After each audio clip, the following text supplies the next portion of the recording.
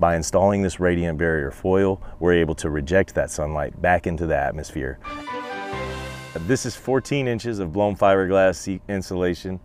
We've installed rulers here so that you can easily look around and kind of gauge the depth of your insulation.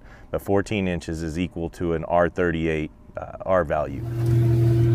We use a loose fill insulation because that loose fill insulation is going to take the shape of its container.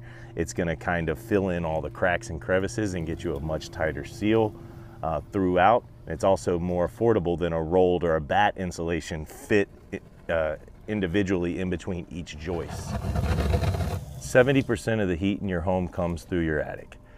That's because the roof is taking on so much sunlight throughout the day.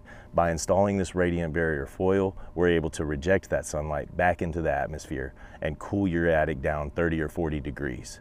You couple that with putting all new insulation, updating that and getting that up to code so that what heat is left up here has a harder time getting into your living space and making your home more difficult to cool.